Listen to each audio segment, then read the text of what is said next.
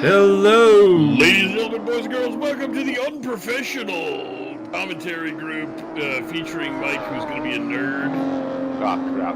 I am always a nerd, it can't be helped. Big old nerd. Do we have to with behave me this as time? the Grand Duke of Cardiff, Andrew Bladen Steenenstein. Travis, the future of aquatic wildlife, Travis Wallace. Blub blub.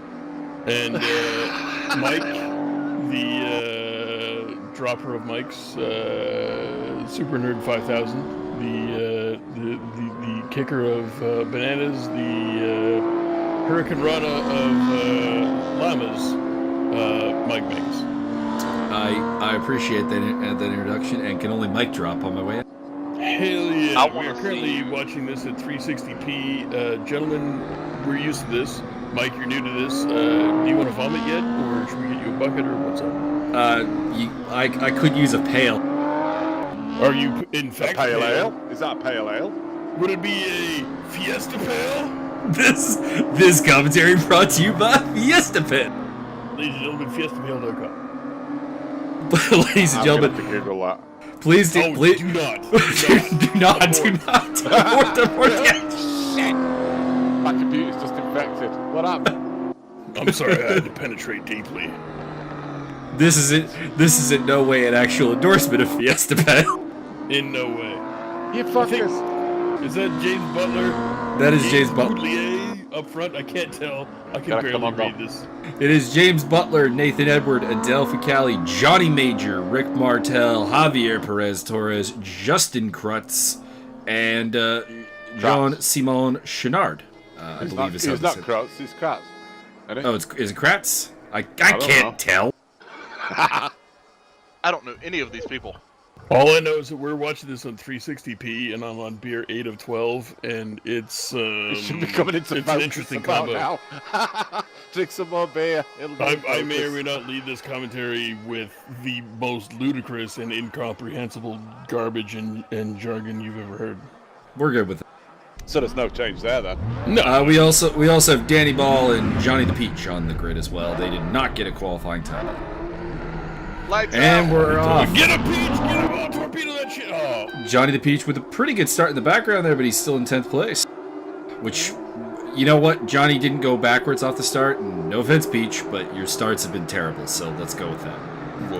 We'll go with the small victories. That was a bit uncalled though, I gotta say. We've been working hard with John.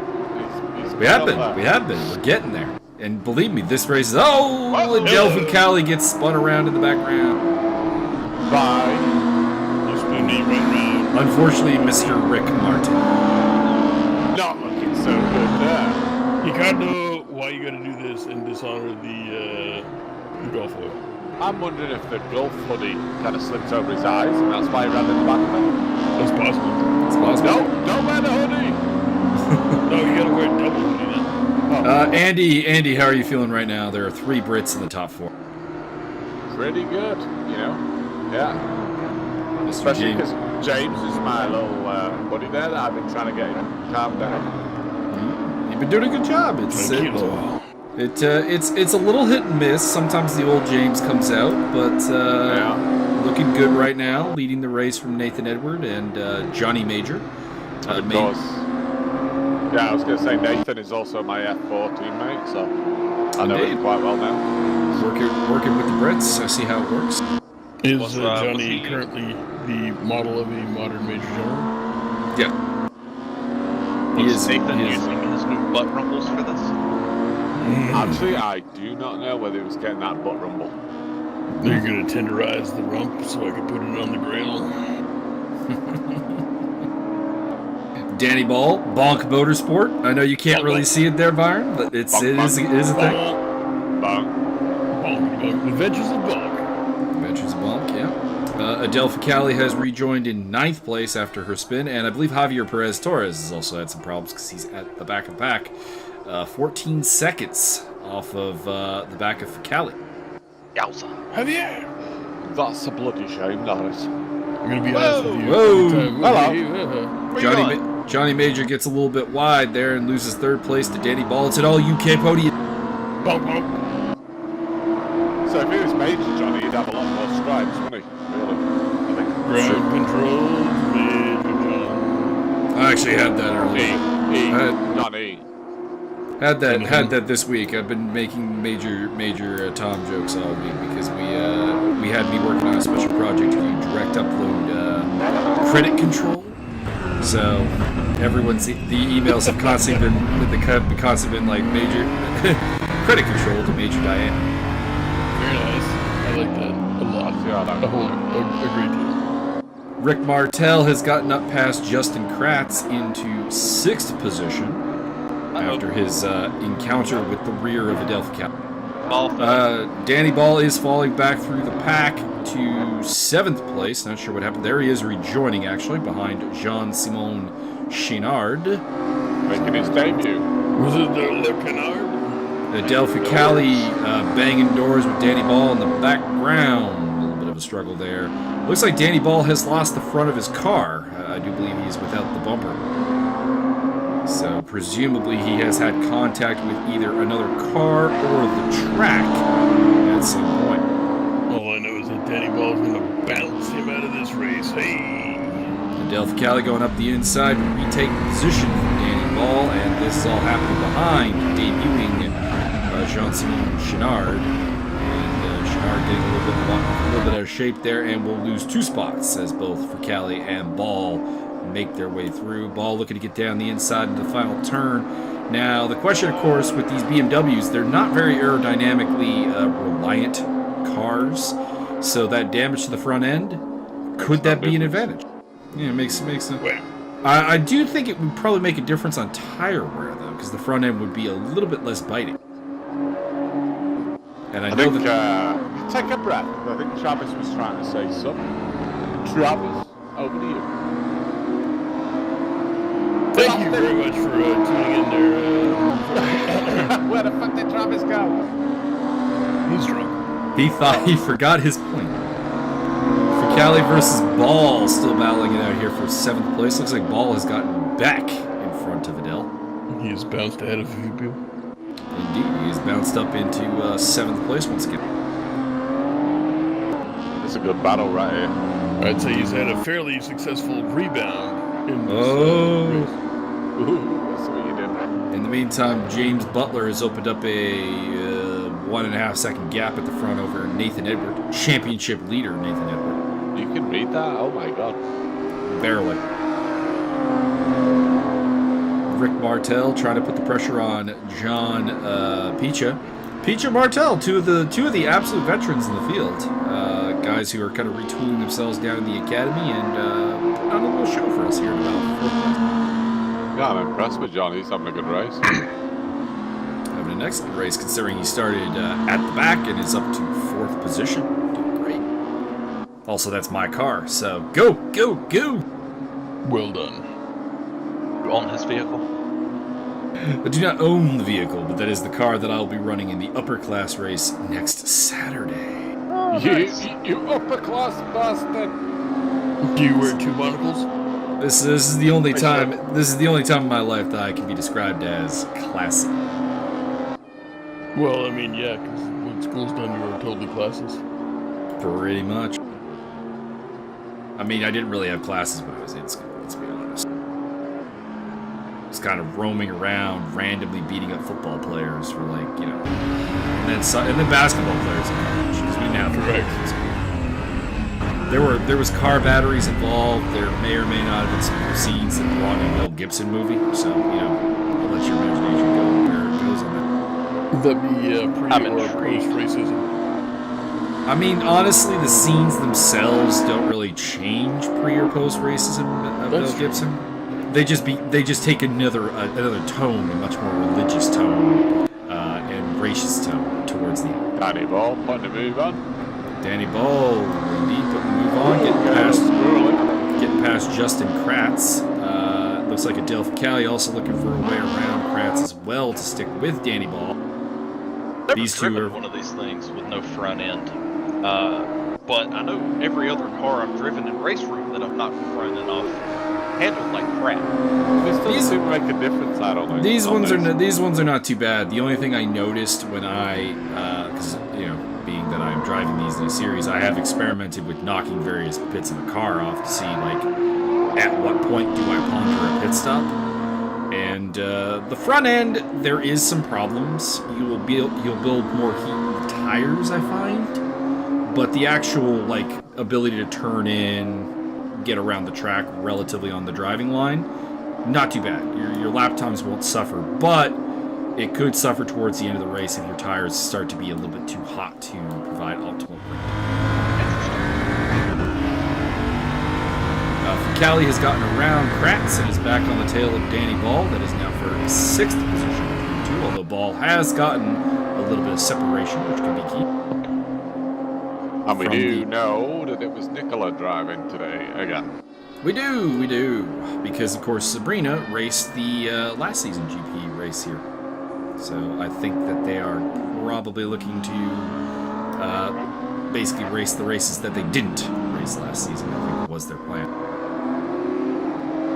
Rick Martel putting the pressure on John Picha, but John he's holding up. He's not making many mistakes. Johnny Major is still just a little bit up the road, so a podium is not out of the question here. Still plenty of time left with over 20 minutes remaining in the race. I would say that the top 2 have made the getaway at this point. Butler now 3.6 when I started saying that. Now it's dropped down to 2.9 seconds to the good over Nathan Edward, his fellow Brit. That's all? Yeah. Are you seeing something different, Travis? No, I think I'm just using the stop mill gaps. He's used to the stop mill fielding. The Dutch effect. It should be mentioned that Mike Stockmill is still the winner today in F4 action, despite having 5 pails of Fiesta Pale on board. I think you'll find we covered that stat, Mr. Nerd, Indeed. in our commentary. Yes, but did you use the weight of a Fiesta Pale? I was not aware of the weight of a Fiesta Pale. I didn't go to that website. What is a quantum effect? I mean, it depends on what you consider the weight of the Fiesta Pale. Is it the weight of the pail itself, or is it the weight of the diarrhea that comes out? That was the entire problem with my mathematics.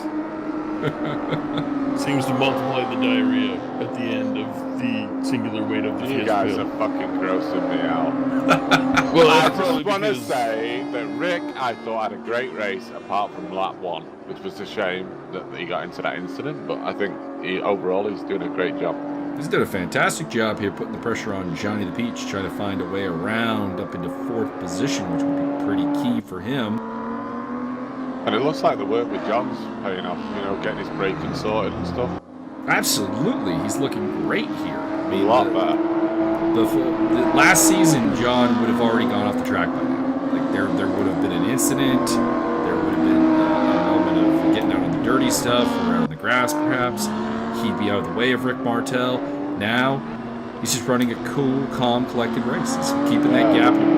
He's keeping a reasonable gap there. And like I said, he's not terribly far behind Johnny Major. A podium is not out of the question. It's fantastic. It's great to see these drivers come along and pick up things and have new skills and new abilities. And we have, again, remind the drivers that they can always fill out the coaching request form in the Discord and get a one-on-one session with perhaps Andy Blake or Travis Wallace or Paul Riccobetti or any of the other fantastic coaches that we have at our disposal here at ESR. Don't pick me. Totally pick me. Fuck all. Don't pick Byron. Mind you, I will coach you to victory. Byron is the professor of what we like to call presentation, the ability to be funny without actually really doing much. You just be yourself and it's funny. Are you disagreeing with me that you attempt to be funny? I thought it just came natural. No, it is a natural ability. Fuck off. You have to work at it so hard. I've seen you practicing. Listen, just because you, sir, have 3 mirrors in your bedroom trying to sing like your boy Tom Cruise in Risky Business. Ooh. A movie that I've actually never seen. Me neither, but I've seen some stuff and some things. And some mirrors. And seeing that I've never been a big Tom Cruise fan, I don't really have any desires here. That's because it's too short. Ooh, little bit of a blue curb moment there for Rick Martel, but he is closing the gap. You want to see a roll, you can check out Andy Blade rolling the car in practice with Nicola Ficali. Oh, she fucking hip-checked me right into the It's serious, dude. It was awesome. I was like, hello. Yeah, she can defend herself quite happily. I couldn't stop laughing. It was so funny. Well, she doesn't have to go on the defense now because she's on the attack against Mr. Danny Ball, looking to get up into 6th position there in the interestingly colored car. Just go with that. Pressure's still on here. Rick Martel looking to get another run on John Picha, this time hoping that the blue curb doesn't bite him. And at the front, Johnny Major is getting away. That is one thing that is a side effect here, that Johnny Major is starting to open up a gap. Nathan Edward doesn't seem to really have anything for James Butler. It's a pretty solid 2.5 to 4 second gap. But he's not really able to consistently reel in his fellow Brit. James Butler, of course, coming off a really unimpressive showing at Stowe. There were some problems. There was a penalty for taking out Adele Ficali. And looking for a rebound here at Portimao. Will we finally see James Butler get the elusive first victory? Wait, this is the Port of Cats? Yeah, Good old Port of Meow. So wasn't John Major? I thought he was British and he was like a conservative, like prime minister at one point. No. Not this particular John Major. Oh. Well, no, he went into witness protection afterwards. Well, so he fucking should, scrawny little cunt. Oh, Martel looked up the inside there, but didn't get a great run. Get him, Rick. Get him. Good run here. That's a good line. Indeed. I'm gonna put Peach in the pits. Can he get down the inside into the hairpin here? Maybe. Maybe. Not close enough. Not close enough. Not close enough. Though he did force John to take a bit of an aggressive line in there, and he did get a little bit of blue curb, so that could have been ugly. In the background, Danny Ball is closing, as is Adele Ficali. They're coming to join the party. Good stuff. Further back, Javier Perez Torres has picked up a spot over Jean-Simon Chenard for 9th place. Look at her. Martel get through. It's becoming kind of important for Martel to come through because you've got 2 cars that I think are undoubtedly faster coming up behind them. So the pressure is now starting to build. Does Rick get a little bit more aggressive, a little bit more physical? Because you've got 14 minutes left, and if you get caught by the 6th and 7th place car, that could put you in a really bad position. We'll see how Rick Martel deals with this, being the gentleman that he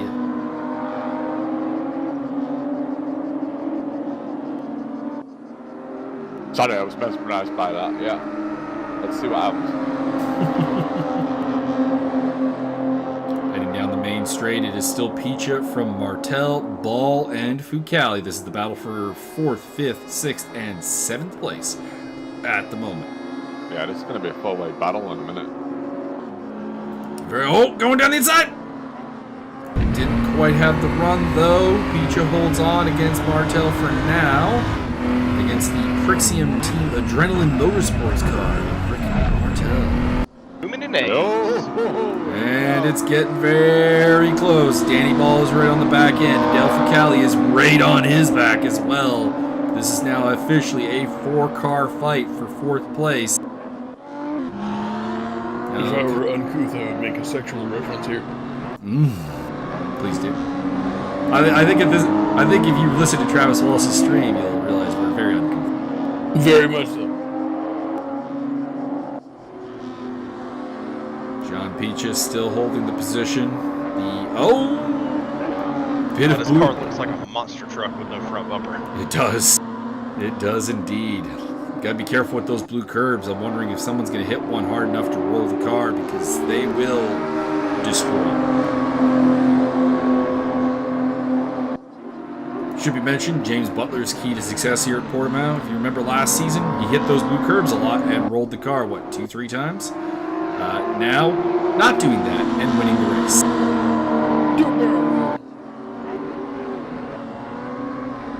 Pressure is still on here. It's still Picha, Martel, Ball, and Fucali. They are still very close together. A bit of an interesting line through that turn there from John Picha. It's a little bit wider than everybody else's. Yeah, I've been trying to tell him to tighten that one up, but yeah, might leave him open to an overtake at some point, but hasn't cost him yet. Martel is looking down the inside into possibly a turn one maneuver as we go down the start-finish straight. Can he get the job done? It looks like Danny Ball also lining up for something as well. Here we go. And Peach is wide. Ball is wide. Contact between Ball and Peach. Peach is off the track. I think he had pedal issues and his pedal's broken. That's why he went. And contact between Ball and Fucali. Adele got him back. And it is now Rick Martel up into 4th place ahead of Adele Fucali. Then it is John Picha who rejoins in 6th.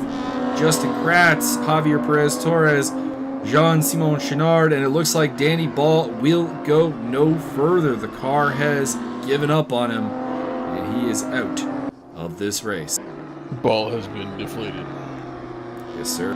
No points for Danny Ball. A major note in the championship, as he was very much a contender. He'd gotten a podium at Stowe, and was a guy definitely in the mix. James Butler, a rare appearance on our screen here. He is out in front with what I believe is by far the fastest lap of the race there, a 57 flat. Very impressive. Good job, James. Indeed. James Butler, bring it on home. He's up. About time you pick your shit up. He's about 4 seconds up on Nathan Edwards, so that gap has grown a little bit, but not a tremendous amount.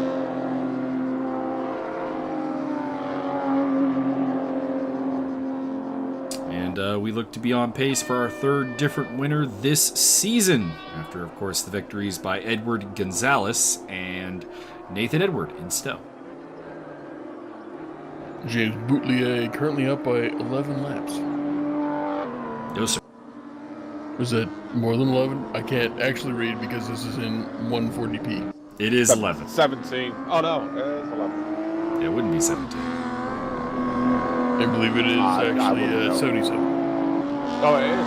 77 laps. Good going. Dang, that man's fast as fuck.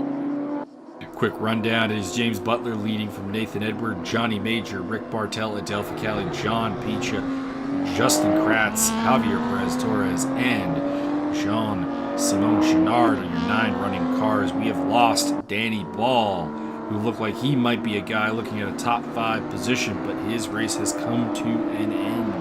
I'd like to point out that literally none of those things were correct because obviously you are too drunk to read this blurry shit. It's more like I'm not drunk enough to read. I think that's the only reason he can read that blurry shit. James is just kicking it. He is absolutely bringing it home. This is a form. He's been showing really good form in the F4s too. Really could not keep up with him today. It's just that consistency and the cleanness he needs to stay out of trouble, and then he'll be all right. It's often, I think, something that can be stated for a lot of drivers who are looking to advance through the academy. True. Rick Martel has picked up 3rd position off of John Major. Johnny Major is falling through the field as we speak. He's lost a spot to John Picha and is out of the race. Looks like his car has expired. Rick Martel moves on to the podium. I believe it was an internet issue. It was. I mean, the engine blew. Yeah. It was indeed an internet issue. Unfortunately, Mr. Johnny Major had that at Stowe as well, so hopefully he can get that resolved in the near future. James Butler still leading the way. It's up to about 5 seconds now over Nathan Edward. Rick Martel far the way back. Adele Fucali on his tail, about 3 seconds back. John Picha, kind of on his own right now. Kind of everyone on their own right now, so we'll probably stick with James Butler for a little bit and let you enjoy the race leader. I refuse. It's horrible. What? What? What? You can't say that. And what if I did? I think you've done enough trash talking on Travis's stream. We don't need any more. Well, I mean, that's not untrue, but I mean, I'm on a roll, so. True enough, keep rolling. I hear that James is so terrible they have exiled him to Normandy. Is that Norway? I don't know, really. I think it's France, actually. Isn't it? I think it's Denmark. No, I don't even know. It is France. What do I know? Practically Portugal. I was never good at science. Jesus Christ. My brain. See what you missed with the other race, Mike? Hell yeah. I mean, I'll get to watch it. I mean, I wouldn't. just like you can watch Travis Wallace's stream where we discuss various things that probably shouldn't have been discussed, and it is presented by I Fiesta was just Fail. talking about music. You guys are dicks. I would have said one thing, and I'm all right with it. That's totally going to become a weekly thing. Welcome My to the God. weekly truck and music podcast. Actually, give your feedback, because Travis did have the idea that he would stream a race while me and Byron talk about whatever the fuck we want. I mean that happened already. I mean, he said wrestling, but like, let's be honest, we're not going to stick on that topic for that long. No. Clearly. You're going to give us a play-by-play for every podcast that you've listened to for the last 6 months?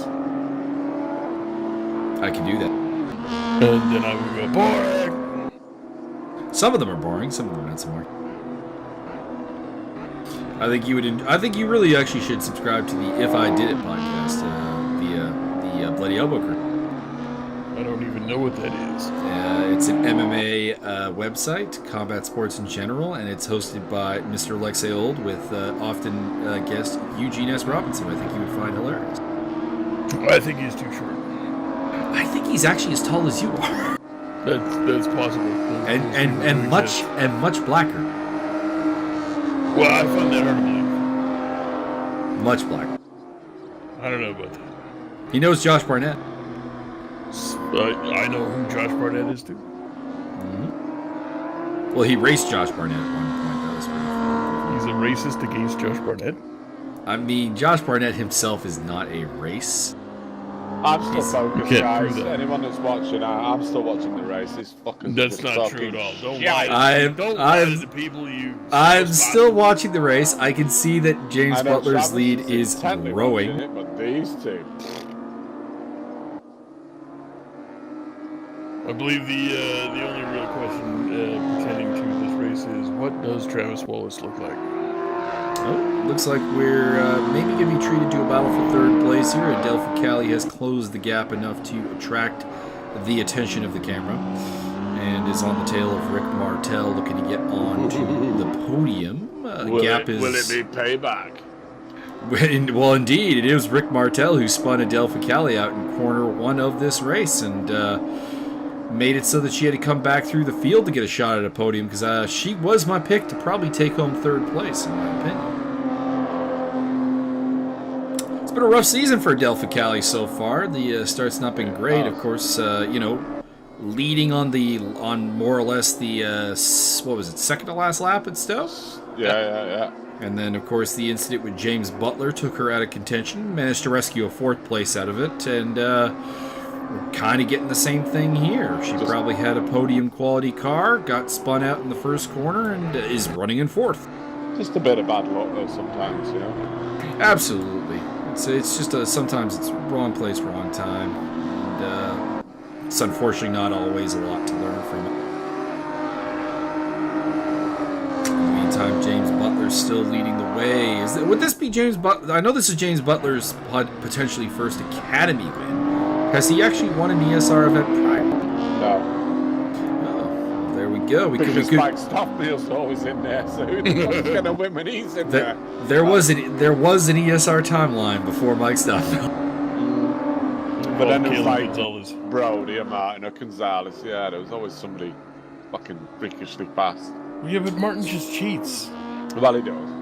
sprays them with poutine all over the windscreen. Martin gave me his F4 setup today to use, and Well, that was a mistake. He's like, careful, you might destroy the tires. And at the end of the race, I'm like, I got plenty of tires left. It's your driving, buddy. It's not the same. Don't blame it. What Martin does, he puts the cooking spray all over the tire and they burn up real fast. One thing I'm dead impressed with though is I spent a bit of time with Nicola on race lines through this last sector because she was running really weird lines through here, and although it didn't really improve her time a whole lot, it did give her a better defensive line to stop people undercutting her and coming through on the apex. And she really picked that up so fast. After Stowe, she really got it. After Stowe, I'm not worried about Nicola's ability to defend a position. No, but she was race lines were off in that last sector, miles off, and it was leaving the door wide open for people coming in. It's good that was corrected. And she did pick it up really fast, really fast. That's good. I hear you knocking, but you can't come in. And everybody really that I've worked with seemed to help them, you know. Absolutely, they've been little sponges, absolutely absorbing every little bit of knowledge. It's been great. I'm sure Travis agreed. He does not. Absolutely. As Travis's attorney, I recommend he does not. I think that it's probably good if Travis agrees from both a legal and public relations standpoint, which he probably needs after the Army. Miley Cyrus and Taylor contract renegotiation. He might need some good PR then, because I mean, at this point, any Miley Cyrus or Taylor Swift fan is not tuning into his stream. I heard he just got banned from iRacing for posting that. Wouldn't surprise me. Safety rating just went down minus 500. Well, looks like Adele is able to close the gap significantly in Sector 1, but seems to be unable to carry that momentum through the rest of the lap and kind of falls back. Oh, she's closing the gap again now. It's down to 0.6 of a second between her and Rick Martel. 0.7, about a second, give or take. Wait, there's sectors to this? Yeah. No. Each lap is cut up into 3 sectors. Basically. Hence the name, Sector 3. This one's only got 2 sectors, though, I believe. This one's got 3. Prove it. Oh yeah, the last one's the finish line, isn't it? Yeah, the finish line is the end of Sector 3. So we are approaching the end of Sector 3 right now. I'm glad I'm smart. I'm not sure if we have one more lap to go or if that's the ball game. No, this is it. One more lap. One more lap. Alrighty. Adele Ficali's got 1 lap to try to get down. Her fastest lap is a 1:58.3. I'm interested what Rick Martel's fastest lap is. John Peach is still running in 5th place ahead of Kratz. And actually, there's a battle going on for 6th there between Kratz and Perez Torres. So it'd be nice if we could get a look at that at some point. But and we will. Oh, getting a little physical. Javier Perez Torres looking for a way. He's going down the inside to turn 1. Can he get it done? Nice. Yes, he can. Nice. Huzzah! Javier Perez Torres with his car that... Yeah, Kratz looking for a way around him. Torres, of course, with that car that always looks like it's missing its bumper. Oh, it's not. It's not. It's just, for some reason, the front bumper is black. That's bizarre! For an otherwise green and white car. It's just a weird design choice for a lift. Really hard to tell in 360 if you see if you've got a bumper or not. Adele Ficali, time is running down. This is the section that she closed it down, though. This is where she seems to have the advantage. Can she get it done? Up the inside. Go! See if she can put that Andy Blade coaching in good use. By the way, James Butler is officially your winner. I see the checkered flag out. Congratulations. 77 laps. Look. I wonder if the lap counter broke at some point. I see this look good. I don't know. Adele Ficali trying to put the pressure on, but heading towards the finish line. I don't think it's going to happen. Nathan Edward took 2nd place. Rick Martel is going to round off the podium, although he is facing potential disciplinary action for contact with Ficali. For Callie in fourth. She's not exactly scot-free either. She's probably facing disciplinary action for the contact with Danny Ball that ended Mr. Ball's race. Fifth place is going to go to John Picha. Congratulations, Johnny the Peach. And then it is Javier Perez Torres and Justin Kratz bringing up 6th and 7th position, with the last finishing car in 8th place going to be Jean-Simon Chenard. We lost Danny Blade and, of course, John Major during this race. A shame for Major. Looked like he was probably on for a podium if he could have kept going. Indeed. And also a shame for Danny Ball, who was having a pretty good run through the field with no front end. It's pretty impressive, actually. But welcome to the ESR community, to Justin Kratz and to Jean-Simon Chenard. This was their debut with ESR. And of course, congratulations to everyone else for another pretty solid race. There was some ugliness, but otherwise they got it done. And there's some drivers making a lot of big steps forward. A big shout out to John Picha, who I think was perhaps the most improved driver on the race, unless Travis or Andy would like to venture another name out there. Travis? Nope. Yeah, I agree. I think John did a great job. A lot improved on that round. Looked good. Absolutely. And of course, James Butler, first win. There you go, buddy. Yay! And you got your answer for Martel's lap also. Just 1/10 quicker than Foucault. Very quick disqualification in the background for Johnny Major. Unfortunately, it basically replaced his car on the track and had it roll backwards, so it got disqualified. Fuck, are you serious? Nice. Yeah, that's what it does. It was internet issue. Oh, well, no, it's internet issue. It's just when you have the internet issue at the end of the race, it puts your car back on the track, but since the start-finish line is sloped, it just rolls backwards and you get disqualified. It's a bit dumb. Well, that's just awesome. Stupid. It's a little bit silly. Anyways, thank you for joining us. Coming up, we've got the season finale for Zero Racing at Indianapolis this Wednesday. Get ready for that. We've got action in the Porsche Cup on Saturday. DTM's off this week, right? Thinking they're off this week. I think it's a practice week this week. Yeah, practice week for DTM, so nothing there. And we've, of course, got the upper class coming up on Saturday. And, of course, tomorrow, although probably today by the time you actually watch this video, ACC qualifying round at Monza for the Assetto Corsa Competizione series. Travis, you got the Lexus ready for that one? I might drive the Lexus. I don't know. I might try out something else. Use your truck, dude, for my racing. Hell yeah. I wish. Will you be joining us for that race, Andy, or are you being standoffish? Yeah, probably. No, I mean standoffish. Yeah, probably that. You should join us and bring an Aston Martin. I don't know, just picking a card in my butt now. Ooh, has nobody picked that one? Bo Stamper's running the Aston Martin. I haven't done much time in ACC. I suck at it. The only car that is currently absent from the grid, I believe, is the Nissan GTR. Well, I thought Rochelle was driving it. She is not yet committed to running any of the events. There's somebody in the Gallardo? Oh, no, yeah, there's the Rex. That's true. There's the Rex still. It's pronounced Gallardo. T-Rex. T-Rex. I'm in America. It's RX. Oh.